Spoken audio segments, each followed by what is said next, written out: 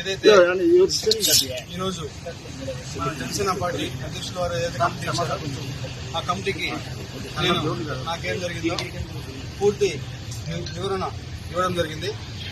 అదేవిధంగా పార్టీ అధ్యక్షులు గౌరవ శ్రీ పవన్ కళ్యాణ్ గారు ఏదైతే రాష్ట్ర ఉప ముఖ్యమంత్రిగా ఉన్నారో ఆయన నిర్ణయం తీసుకుంటారు.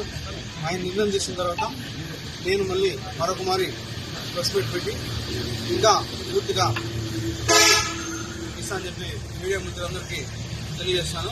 మరొకసారి మీ మీద ఒక కేసు నమోదని తెలుసుకుంటారు. ఇప్పుడేదో కేసు నమోదు ఇప్పుడు కావచ్చు, ముందు కావచ్చు, ఇప్పుడు కావచ్చు, ఇంకా ముందు కావచ్చు, లేకపోతే ఇంకా రాబోయే గంటలు కావచ్చు, రోజులు కావచ్చు, ఎన్ని కేసులైనా ఎదుర్కోవడానికి నేనున్నాను. నేను ఎదుర్కొంటా. వాళ్ళు 100 కేసులు పెట్టినా కూడా నేను వాళ్ళకి క్లారిటీగా విత్ పిన్ టు పిన్ ఇప్పుడు ఏదైతే కమిటీకి ఇచ్చానో అదే విధంగా నేను మళ్ళా కోర్టుకి కావచ్చు, లేకపోతే ఇంకేదైనా కమిటీకి కావచ్చు, చట్టపరంగానే నిర్ణయాలు తీసుకోవాలని చెప్పి నేను ఈరోజు ఈ మీడియా మిత్రులందరికీ తెలియజేస్తాను. నాకు ఎవరైతే ఆ వ్యక్తికి జరిగిందో పూర్తిగా ఇది వ్యక్తిగత విషయం. దయచేసి ఎవరు కూడా పార్టీలకి రుద్దొద్దు.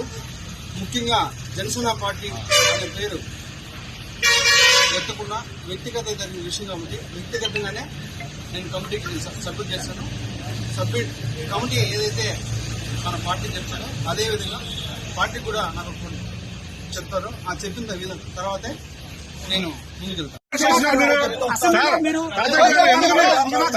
ఎందుకు కాంట్రవర్సీ చేస్తున్నారు మీరు ఎంత కాంట్రవర్సీ చేస్తున్నారు? సార్ ఆయన మళ్ళీ రెగ్యులర్ గా ఎప్పుడు వస్తున్నారు? చెప్పండి. ఎప్పుడైతే కమిటీ నుంచి పార్టీ నుంచి ఆదేశాలు వస్తాయో మరి అప్పుడే నేను ప్రజల్లోకి వస్తాను. సార్ మీ అసెంబ్లీ వీడియో నిజమా కాదా?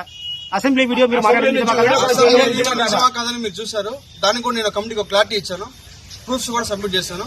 కమిటీ ఏదైతే డెసిషన్ తీసుకున్న తర్వాత మళ్ళీ నేను ఒకసారి ప్రెస్ మీట్ పెట్టి ప్రతి ఒక్క మీడియా మిత్రుడికి నేను విడమర్చి విత్ ప్రూఫ్స్ తో కూడా మళ్ళీ సబ్మిట్ చేస్తాను.